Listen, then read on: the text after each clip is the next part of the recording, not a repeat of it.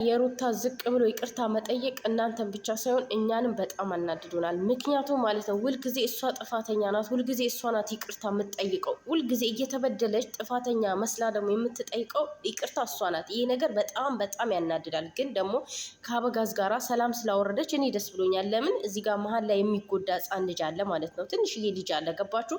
የአባትን ፍቅር አባቱን እያየ ማደግ ያለበት ልጅ አለ። ያንን ደግሞ ማሰብ አለብን እና እሷ ሌላ ነገር ፈልጋ ወይም ደግሞ አብርሽ ከሷ ጋር ለማድረግ ይሁን ነገር ምናምን አይደለም።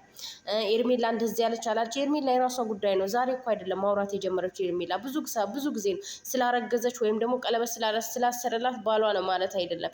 ያረገዘችው ልጅ ራሱ ህጋዊ አይደለም፣ ህገወጥ ነው በነገራችን ላይ ማለት ነው። ይህንን ማሰብ አለባችሁ እናንተ ራሱ። ባሌ ነው ስላለች ብቻ ባሏ ሊሆን አይችልም እንዴ። እንደዛ ከሆነ እኮ የተፈቀረ ሁሉ ባል ነው ማለት ይቻላል ማለት ነው። ፍቅረኛዋ ነው ባሏ አይደለም።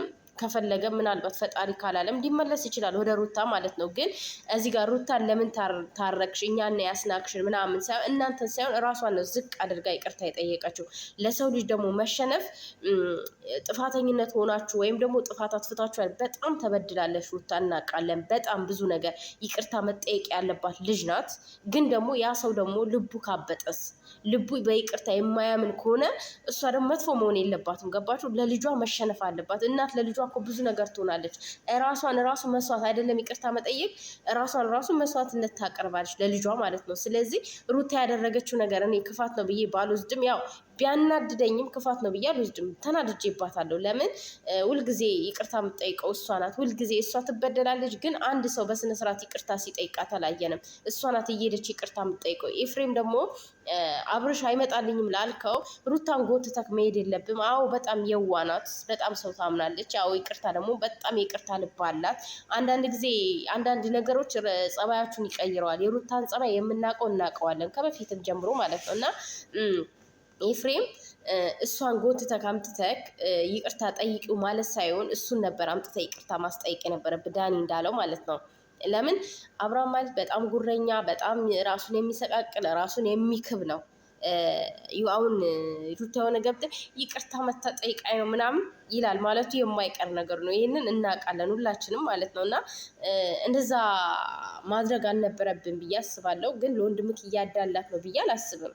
ያው አንተ የሁለቱን ሰላም ስለምትፈልግ የልጁን ደግሞ የእናትም የአባትም ፍቅር እንዲያገኝ ስለምትፈልግ ካለ ጉጉት ይመስለኛል።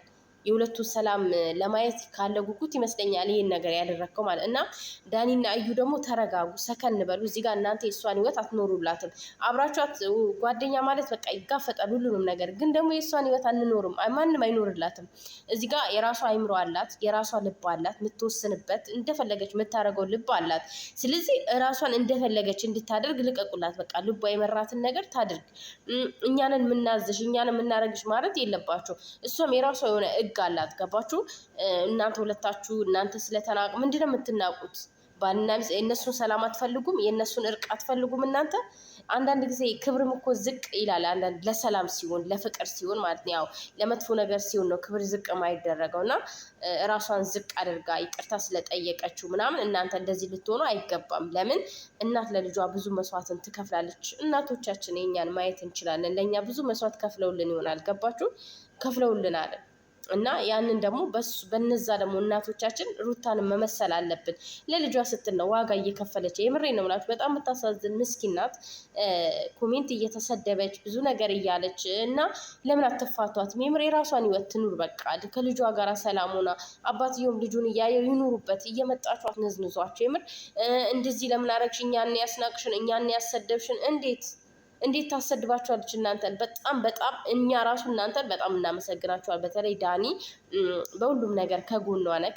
ሂድ ተብለክ እንኳን ከህይወቴ ውጣ ብላክ እንኳን አብረሃት ያለክ ሰው ነክ። እንዳንዳንዱ አሽቃባጭ አይደለም፣ እንዳንዳንዱ አስመሳይ አይደለም ማለት ነው። እና ከሩታ ጎን ስላለን በጣም እናመሰግናለን። በጣም ነው የምንወዳችሁ ማለት ነው። እና እንደ ሀገር ግን ሩታን ደግሞ እንደዚህ ያደረግሽ አትበሏት። በቃ በራሷ አይምሮ በራሷ ሕሊና ትመራ። እሷ የፈለገችውን ነገር ታድርግ። እኛ እንምራሽ፣ እኛ እናድርግልሽ። አንዳንዴ በሰው ሕይወት ገብተን እኛ እንፈትፍትልሽ፣ እኛ እናጉርስሽ ፈትፍተን ማለት የለብንም ማለት ነው። ያ ሰው አይምሮ አለው፣ ጭንቅላት አለው። በቃ የራሱ የሆነ መንገድ አለው፣ ራሱን የሚመራበት አካሄድ አለው። እና እች ልጅ ሰላም ፈለገች፣ ይቅርታ ጠየቀች። በቃ አለቀ ጨዋታው። እዚህ ጋር መዝጋት ነው ያለባቸው። እኔ ሩታ የተናገረችው እንዳለ ነገር ልክ ነው ብዬ ነው ማስበው ማለት ነው። አይደለም እንዴ ፋሚሊ ኮሜንት ላይ ጻፉልኝ። እና ትክክል ናት ብዬ ነው ማስበው። ለብዙ አንዳንድ ጊዜ ሳትፈልጉት የምታደርጉት ነገር አለ። ለሆነ ነገር ብላችሁ ራሳችሁን ዝቅ አድርጋችሁ ራሳችሁን ጎታችሁ የምታደርጉት ነገር አለ ማለት ነው። እና እኔ በሩታዬ ላይ አልፈርድባትም።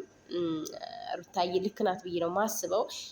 ዋጋ የምንከፍልለት ብዙ ነገር ልጅ ብቻ ሳይሆን ብዙ ነገር ይኖራል። እነሱ ደግሞ ከዚህ በፊት ጥሩ ነገር አሳልፈዋል። ዛሬን ማየት የለብንም። ትናንትና እኔ ከአብርሽ ጋር በነገራችን ጥላቻ የለብኝም፣ ግን ሩታን በሚያደርገው ነገር ነው። ነገ ተቀይሮ ሊመጣ ይችላል። ነገ ሌላ ነገር ይዞ ሊመጣል። ነገ በሌላ ርዕስ ሊመጣ ይችላል። እናውቃለን። ይህንን አብርሽ ማን እንደሆነ እናውቀዋለን ጠንቅቀን፣ የበፊት ልጆች ማለት ነው። እና ይቅርታ ጠይቀው ወደ ርዕሱ ባይገቡ እሷንም ባያስከፋት ልጃቸውን ደግሞ እንደተለያዩ ቢያሳድጉ በጣም ደስ ይለናል። ያው እንዳልተለያዩ እናውቃለን እና ቢያሳድጉ ደስ ይለናል ብዬ ነው ማስበው። እንደኔ ሀሳብ ነው የምናገረው ማለት ነው። እና እኔ ስለታረቁ ደስ ነው ያለኝ። የምሬን ነው። ልጁ ይጎዳል። ገባችሁ? ልጁ አሁን አመት ሲሞላው ምናምን እያወቀ ነው የሚመጣው። የዘንድሮ ልጆች ደግሞ መዳበሪያ በልተው ነው መሰለኝ የሚያድጉት። ከህፃንነታቸው ነው ሁሉንም ነገር የሚያውቁት ማለት ነው። እና እያደገ ሲመጣ አባቴ ሊላት ይችላል፣ አባቱን ሊጠይቅ ይችላል። ስለዚህ ለዛ ጥያቄ ዳኒ ትመልስለታለህ፣ እዩ ትመልስለት አትመልሱለትም። እኔ ነኝ አባትህ ትሉታላችሁ አትሉትም። ስለዚህ ግዴታ ሰላም ማውረድ አለባት ማለት ነው። የልጇ ጥያቄ ሊመለስ ልጇ አባቱን ፍቅር እያየ እንዲያደግ እንደዚህ ማድረግ ነበረባት። በቃ ብልህ ሴት እንደዚህ ናት።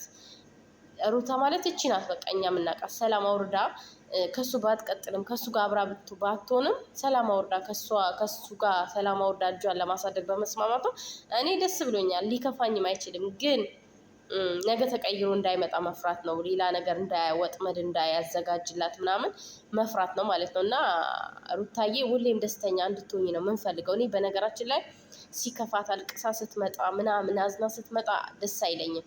እየሳቀች ምንም በቃ ከማንም ትምጣ ከማንም ብቻ እየሳቀች ደስተኛ ሆና ስትመጣ በጣም ነው ደስ የሚለኝ። በጣም የምሬ ነው የምላችሁ። እኔ እንጃ በቃ የሰው ደስታ በጣም ያስደስተኛል በነገራችን ላይ። እና በጣም ነው ደስ የሚለኝ። ፈጣሪ ደግሞ ከዚህ በላይ ከፍ ያደርግሽ። ያው ፈጣሪ ነው የሰው መውደድን የሰጠሽ፣ የሰውን ፍቅር የሰጠሽ። ብዙ ነገር አሳልፋለች። ኮሜንት ላይ በጣም ብዙ ስድቦችን ዛሬ ድረስ ትሰደባለች ማለት ነው። እና ያንን ራሱ እያየን ብዙዎቻችን ሴት ሆነን፣ በተለይ ደግሞ ሴቶች ነን የምንሳደበው። በነገራችን ላይ አብዛኞቻችን ሴቶች ነን።